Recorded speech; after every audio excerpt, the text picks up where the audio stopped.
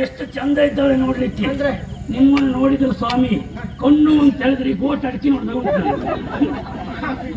ಭಕ್ತಿ ಕೂಡ ಮುಖ ನೋಡಿದ್ದೇನೆ. ನಾನು ಹೇಗಿದ್ದೇನೆ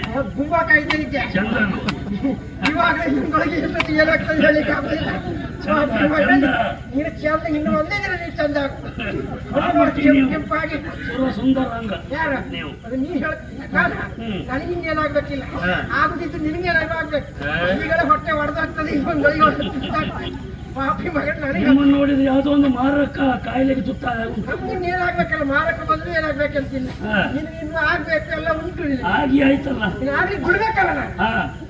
ಯಾಕೆ ಸಿಟ್ಟು ಯಾಕೆ ಸಿಟ್ಟು ಯಾಕಂದ್ರೆ ಅವಳು ನನ್ನ ಮಗಳು. ಸಿಟ್ಟು ಮಾಡ್ಕೊಳ್ಬೇಡಿ. ಯಾಕೆ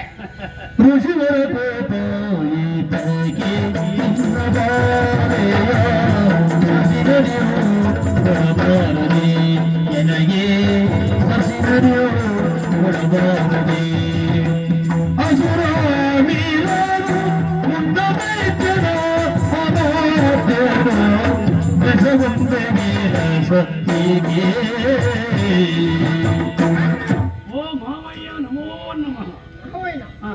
ದಾರಿ ಮೇಲೆ ಹೋಗೋರೆಲ್ಲ ಮಾತಾಡ್ತೇವೆ. ದಾರಿ ಮೇಲೆ ಹೋಗುವವರಲ್ಲ ನೀವು. ನೀವು ನನ್ನ ಹೆಂಡತಿ ಅಪ್ಪ ಅಲ್ವಾ? ಬೇಗ ನನ್ನ ಹೌದು. ನಮ್ದೆಲ್ಲ ಕೂಡ್ಲೆ ಆಗ್ಬೇಕಾಗಿ ಕುಡ್ಕೊಂಡು ಆಗ್ತದೆ. ನೀವು ಕೋಪ ಮಾಡ್ತಾ ಇದ್ದೀರಿ ಋಷಿವರ್ಯರೇ. ನೀವು ಕೋಪ ಮಾಡಿಕೊಳ್ಳಬಾರದು.